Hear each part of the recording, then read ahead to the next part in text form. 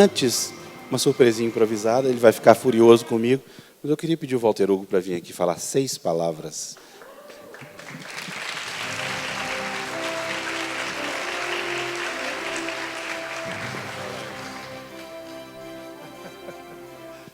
Boa noite. O que é que eu vou dizer? Antes de mais, obrigado. Vocês podem imaginar que para mim é uma honra incrível ser homenageado neste festival. Ratifica de alguma forma a relação que eu venho estabelecendo e que estabeleço a vida inteira com o Brasil.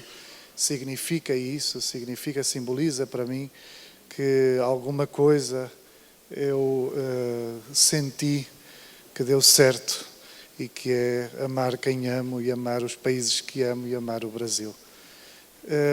Eu estou muito convencido, já agora, Afonso, permita-me só dizer isto. Eu acho que a verdadeira democracia acontece quando entregamos a informação, a instrução, quando levamos a instrução, a educação a todas as pessoas de maneira a potenciar nelas as suas próprias capacidades. Quando potenciamos as pessoas ao máximo que elas podem dar, àquilo que elas podem querer ser, estamos verdadeiramente a distribuir aquilo que se pode chamar, isso que se pode chamar de igualdade, porque nunca vamos ser todos iguais, vamos ser todos diferentes, queremos coisas diferentes. A igualdade está sobretudo na oportunidade. Estes festivais, para mim, representam isso, representam um exercício de democracia, porque eles levam informação, convidam ao conhecimento, convidam à potenciação de cada um, de maneira a que cada um possa estudar e possa, sobretudo, defender o que são os seus direitos, o que é a sua liberdade, o que é a justiça que lhe compete. Por um acaso, eu tenho na minha bolsa um objeto, um dos presentes mais belos que algum dia recebi em toda a minha vida, que me foi oferecido que me foi entregue por uma leitora no Rio de Janeiro há poucos dias e que eu vinha trazendo para fazer uma fotografia, e eu vou mostrar-vos, porque sendo uma das coisas mais belas que eu vou ter de facto na minha casa, eu acho que simboliza a paz, simboliza o encontro, a possibilidade de dialogarmos de boa fé, e por isso mostrar-vos-ei este objeto, desejando a que este encontro, que flirá já a 8 de 2019, seja um encontro, um diálogo que conduza a todos, tanto quanto possível, à paz.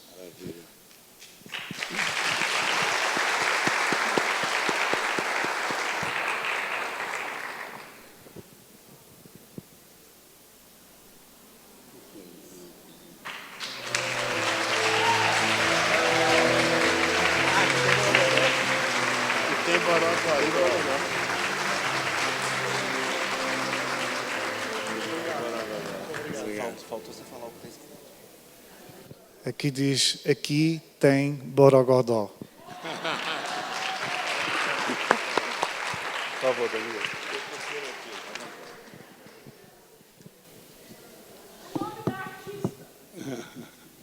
O nome da artista.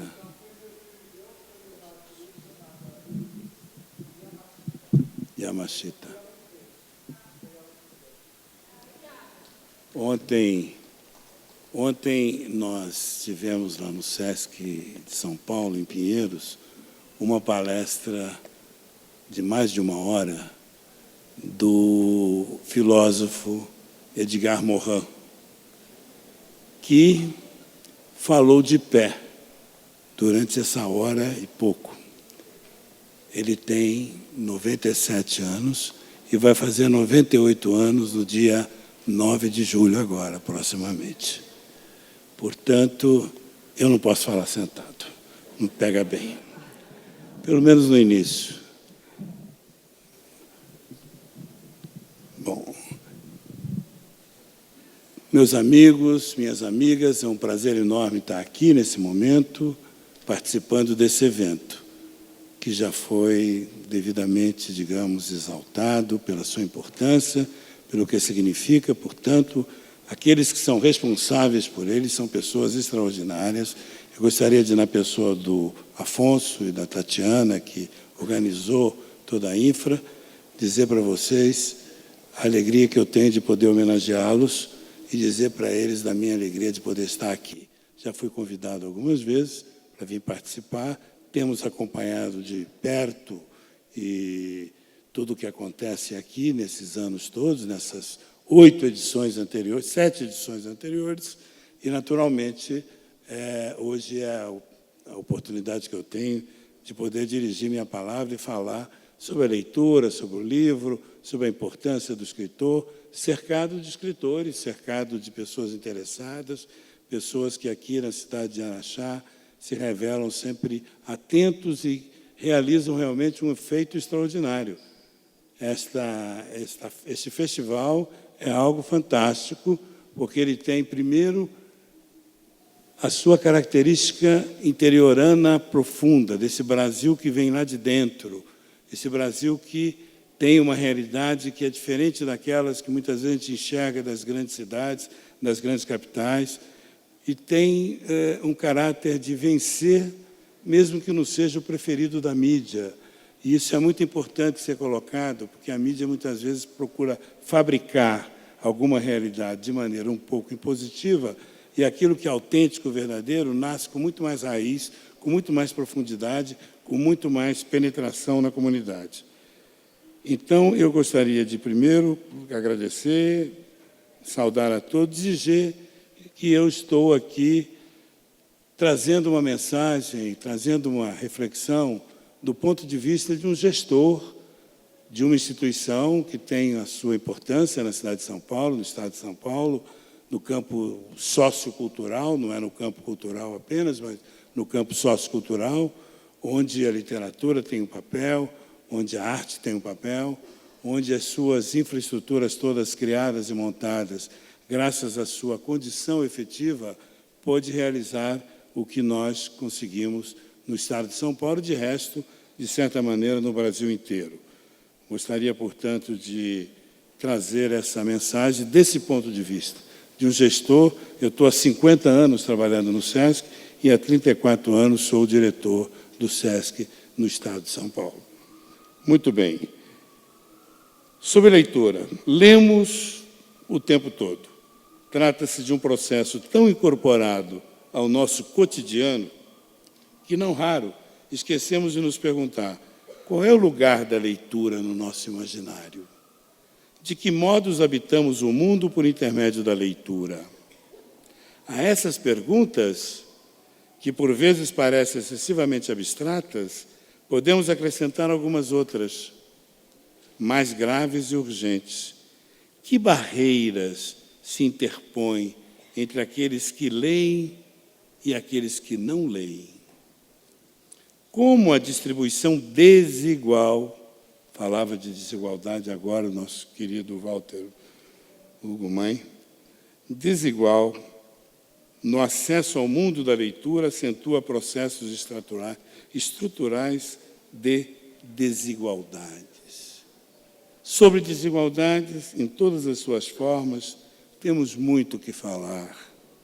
Nosso país, América Latina, mundo, é a grande questão, é o grande fato. E isso explica, de alguma forma, mas não justifica, grande parte das nossas questões. A desigualdade. A desigualdade tem raízes que vêm da história, vêm da nossa tradição, vêm do nosso passado, raízes mais graves. Não é?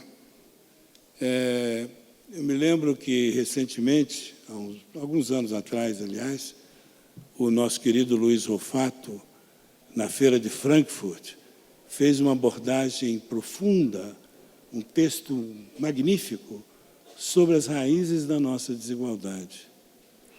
Por que que nós somos desse jeito no nosso país?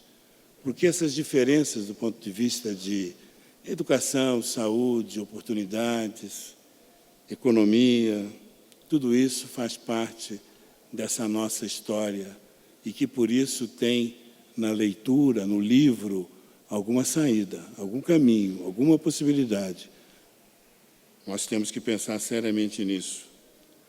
E aquilo foi um momento especial, causou alguma polêmica, algum arrepio em algumas pessoas, mas foi enfático e foi excelente. Portanto, nós temos essa discussão muito profunda. Desigualdade, literatura. O Mário Vargas Llosa, um grande autor peruano, latino-americano, portanto, que ultimamente tem posições políticas talvez questionáveis, mas que, do ponto de vista da sua literatura e da força do seu trabalho artístico como literato, tem um papel extraordinário, escreveu no jornal Estado de São Paulo, creio que anteontem, o objetivo sobre uma questão da igualdade masculina, feminina, uma história especial que aconteceu lá na Feira do Livro de Guadalajara. O objetivo é estabelecer, de fato, uma igualdade que não apenas reconheça a lei, como ocorre no mundo ocidental, mas que se reflita na vida cotidiana e no emprego, no qual existe ainda uma discriminação flagrante, falando da desigualdade entre homens e mulheres. E raras vezes é respeitado o princípio do trabalho igual, salário igual. Entre homens e mulheres, provavelmente é no campo intelectual, e aí entra a questão da literatura, existe maior mobilização a favor desse combate à desigualdade. Ou seja, os escritores, os literatos têm um papel essencial nessa luta permanente contra a desigualdade. Não há dúvida de que a literatura contribuiu de maneira decisiva para denunciar essa injustiça e estimular ações para combatê-la. Parece que ele estava refletindo sobre aquilo que o Walter agora há pouco acabou de falar, sobre o assunto central de uma questão como nossa no nosso país. Portanto, nós temos um fato real a considerar sempre. A literatura tem um papel vital, como vocês sabem, nesse processo, uma vez que nós temos que ter isso muito presente. Falando de literatura, eu estou falando de processo educativo, estou falando de todo um caminho onde o desenvolvimento efetivo, inclusive o desenvolvimento econômico, está na dependência dessa possibilidade. E não o contrário, como muitas vezes se pensa, achando que apenas o desenvolvimento econômico é que vai dar margem ao desenvolvimento social, ao desenvolvimento cultural, à educação, a todos os processos que vêm para a elevação do povo. É exatamente o contrário. Voltemos à leitura. Quando falamos em mundo da leitura, não temos em mente apenas a capacidade de decodificação de sinais escritos. Isso é apenas o primeiro passo, desempenhado, inclusive, por computadores, por celulares. Mas isso não nos dá uma ideia, nem mesmo aproximada, do que seja realmente o mundo da leitura. Esse mundo indica uma disposição e um pertencimento. Pertencimento. Disposição em ler o que surge à nossa volta, livros, jornais, posts, sites, além das marcas da leitura nas cidades. São milhões de estímulos o tempo todo para a leitura. Mas o mundo da leitura oferece também um sinal de pertencimento. É nesse quesito que a questão se torna mais crucial, pois se estamos falando de pertencimento, isso diz respeito a um determinado universo em relação ao qual alguns se sentem incluídos e outros não. Para alguns, ainda uma minoria em nosso país, a leitura é um convite para a descoberta. Ela promete momentos de emoção, aprendizado, invenção. Afinal de contas, a leitura também inventa. Para essas pessoas, ler é uma atividade prazerosa, a qual se reserva um tempo e um espaço preciosos.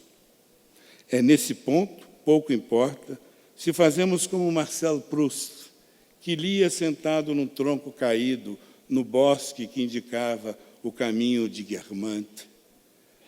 Ou como aquele colega de trabalho que aproveita o longo itinerário do ônibus, do trem ou do metrô para se encontrar com Mário de Andrade, com Fernando Bonassi, com Milton Ratum, com Luiz Rufato, com Walter Hugo, com todo mundo que está aqui do campo da literatura.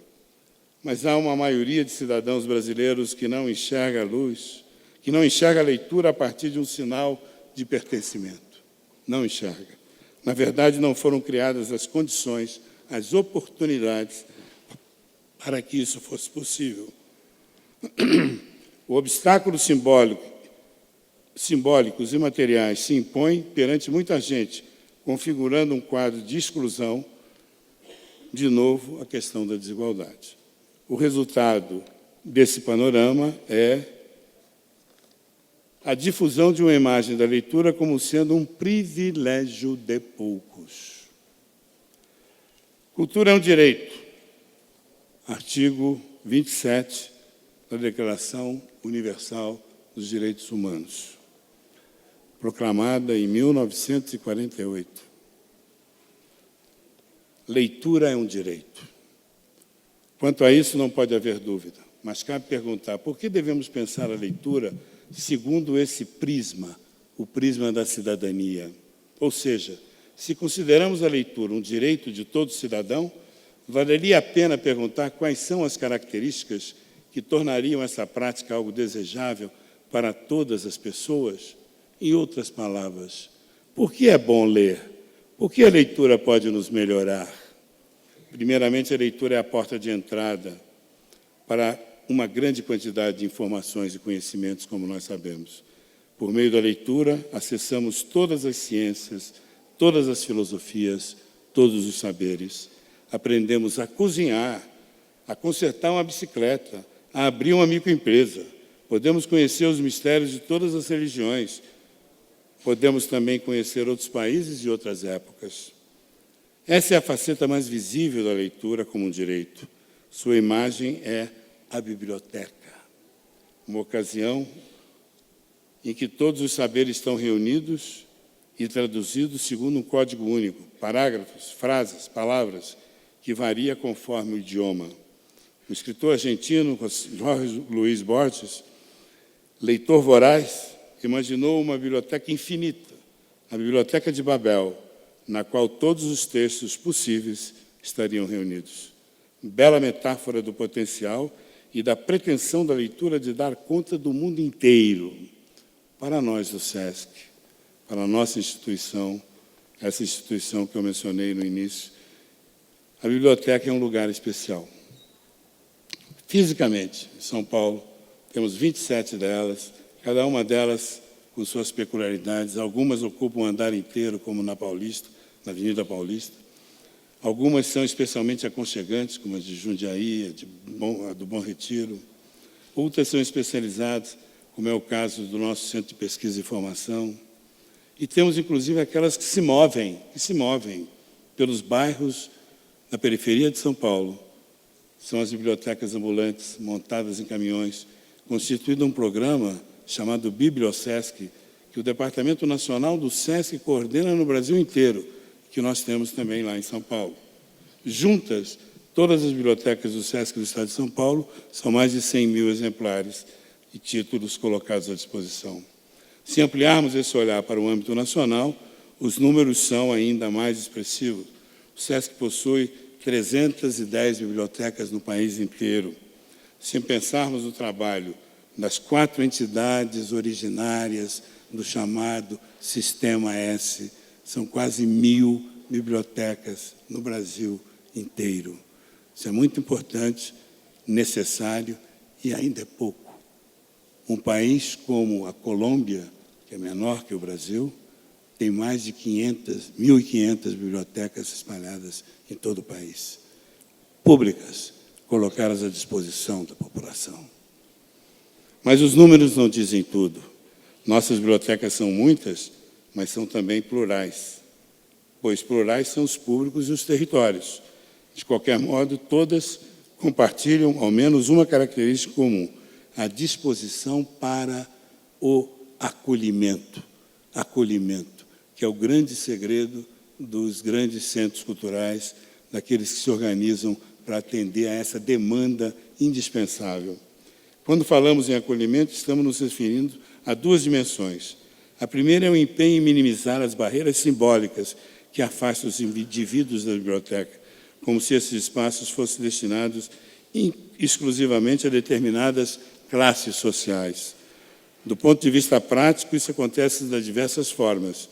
A inserção das bibliotecas nos espaços das unidades, saudavelmente contaminadas por outras atividades, serve para combater a imagem distanciada desse tipo de equipamento.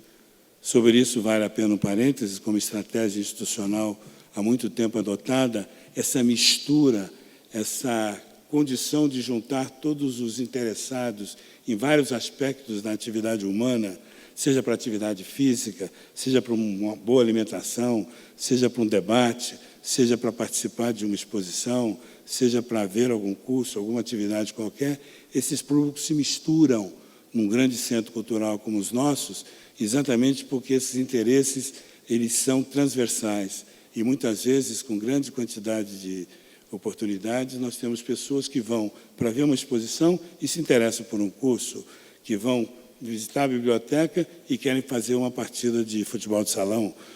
Parece que não tem nada a ver nada com isso, mas tudo isso tem a ver com bem-estar, com a satisfação das pessoas e é o objetivo principal dessa nossa instituição.